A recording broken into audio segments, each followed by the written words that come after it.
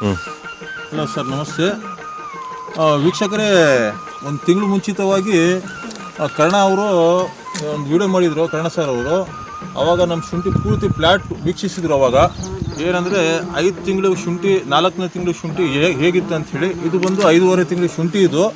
ಇದರಲ್ಲಿ ಹೂವಿನ ಸಂಖ್ಯೆ ನಿಮಗೆ ಇವತ್ತು ತೋರ್ಸೋಣ ಅಂಥೇಳಿ ಒಂದು ವಿಡಿಯೋ ಮಾಡ್ತಿದ್ದೀವಿ ನಾವು ಅಷ್ಟೇ. ಬರೀ ಇಲ್ಲಿ ತೋರಿಸ್ತೀನಿ ನಿಮಗೆ. ಹೂವು ಬೇಕಾದ್ರೆ ಎಣಿಸಿ ನೋಡಿದ್ರೆ ಹೆಚ್ಚು ಕಮ್ಮಿ ಒಂದು 40ರಿಂದ 50 ಹೂವು ಬಂದಿದ್ದಾವೆ. ಈ ಹೂವು ಬಂದಿರೋ ಲೆಕ್ಕಾಚಾರದಲ್ಲಿ ನಮ್ಮ ಶುಂಠಿ ಸಮೃದ್ಧವಾಗಿದೆ ಮತ್ತು ಬೆಳೆ ಚೆನ್ನಾಗಿ ಬಂದಿದೆ ಅಂಥೇಳಿ ಒಂದು ಲಕ್ಷಣ. ಇದು ಹೂವು ನೋಡಿದ ತಕ್ಷಣ ಹೇಳ್ಬೋದು. ಹೂ ಬರೋ ಇದಾವೆ, ಸುಮಾರು ಹೂವು ಬರೋ ಇದ್ದಾವೆ. ಇದು ಹೂವಿನ ಸಂಖ್ಯೆ ನೋಡ್ರಿ. ಇದು ಪೂರ್ತಿ ಹೂವು ಬಂದಿರೋದು. ಇದು ಇವೆಲ್ಲ ಹೂವು ಬಂದಿರೋದು. ಹಾಗಾಗಿ ಏನಾಗಲಿ, ಸ್ವಲ್ಪ ಕರ್ಣ ಸರ್ ಅವ್ರು ಏನು ಕನ್ಸಲ್ಟೇಷನ್ ಕೊಟ್ಟಿದ್ರು ಅದರಿಂದ ಬೆಳೆ ಚೆನ್ನಾಗಿ ಬಂದಿದೆ. ಅವ್ರಿಗೆ ನೋಡ್ರಿ, ಸಂಪರ್ಕಿಸ್ರಿ. ಅವರಿಂದ ಸ್ವಲ್ಪ ಏನೈತೆ ಮಾಹಿತಿ ತಗೊಂಡು ಮುಂದೆ ಏನಾದ್ರು ಬೆಳೆ ಮಾಡಿದರೆ ಮಾಡಿರಿ. ಅಸ್ಸಲಾಮು ಅಲೈಕುಮ್. ನಮಸ್ತೆ ಎಲ್ಲರಿಗೂ ವೀಕ್ಷಕರಿಗೆ. ಬರ್ರಿ, ಇಲ್ಲಿ ನಮ್ಮ ಶುಂಠಿ, ನಮ್ಮ ಭಾಷಣ್ಣ ಅವರು ಮುಂಚೆ 4 ತಿಂಗಳು ಶುಂಠಿನ ನಿಮಗೆ ತೋರಿಸಿದ್ರು ಯಾವ ಥರ ಇದೆ ಅಂತ. ಈಗ ಶುಂಠಿಗೆ ಬಂದು 5.5 ತಿಂಗಳಾಗಿದೆ. ಒಂದು ಸ್ವಲ್ಪ ತೋರಿಸ್ರಿ ಶುಂಠಿಗೆ 5.5 ತಿಂಗಳಾಗಿದೆ.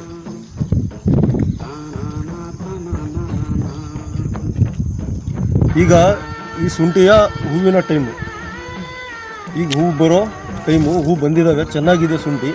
ಹೂವು ಎಷ್ಟು ಬರ್ಬೋದು ಏನು ಅಂತ ನಿಮಗೆ ಮಾಹಿತಿ ತಿಳಿಸ್ಕೊಡ್ತೀವಿ. ಯಾಕಂದರೆ ಹೋದ ಸತಿ ಕರ್ಣ ಅವರು ಬಂದು ಇದನ್ನು ನಿಮಗೆ ತೋರಿಸಿದ್ರು.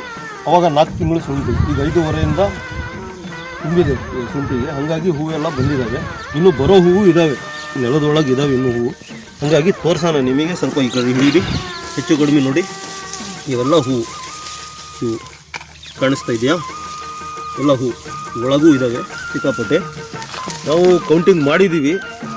ಈಗ ಸದ್ಯಕ್ಕೆ ಕೌಂಟಿಂಗ್ ಮಾಡಿದರೆ ನಿಮಗೆ 40-50 ಹೂವು ಕಾಣಿಸ್ತವೆ. ಇನ್ನೂ ನೆಲದೊಳಗೆ ಬರೋ ಹೂವು ಇವೆಲ್ಲ, ನೆಲದೊಳಗೆ ಬರೋ ಹೂವು ಇವೆಲ್ಲ ಇನ್ನೂ ಬರೋವು ಇದ್ದಾವೆ ಹೆಚ್ಚು ಕಡಿಮೆ. ಈಗ ಎಣಿಸಿದ್ರು ನಿಮಗೆ 50ರಿಂದ 60 ಹೂವು ಕಾಣಿಸ್ಕೊಳ್ತವೆ. ಇನ್ನೂ ಬರೋ ಹೂವು ಇದಾವಲ್ಲ, ಅದು ಇನ್ನೂ 1 ತಿಂಗಳು ಟೈಮ್ ಇದೆ. ಇನ್ನೂ ಬರ್ತಾ ಇರ್ತವೆ ಹೂವು. ಹಾಗಾಗಿ ಈ ಪ್ರಕಾರ ಹೂವೆಲ್ಲ ಜಾಸ್ತಿ ಇಷ್ಟು 40-50 ಕಾಣಿಸ್ಕೊಂಡ್ರೆ ಒಳ್ಳೆ ಪ್ರಮಾಣದ ಚೆನ್ನಾಗಿ ಬೆಳೆ ಇದೆ ಅನ್ನೋದು ಕಂಡು ಬರ್ತಾ ಇದೆ. ಹಾಗಾಗಿ ನಮ್ಮ ಕರ್ಣ ಅವರು ನಿಮಗೆ ಮುಂಚೆ ಮಾಹಿತಿ ಕೊಟ್ಟಿದ್ದರು. ಅವರಿಂದ ನಿಮ್ಮ ಮಾಹಿತಿ ತಗೊಂಡು ಮತ್ತೆ ಏನು ಬೇಕಾದರೂ ಮುಂದೆ ಬೆಳೆ ಮಾಡಬೇಕಾದ್ರೆ ನಿಮಗೆ ಅವರಿಂದ ಮಾಹಿತಿ ತಗೊಂಡು ಮಾಡಿ. ಜೈ ಹಿಂದ್, ಜೈ ಕರ್ನಾಟಕ.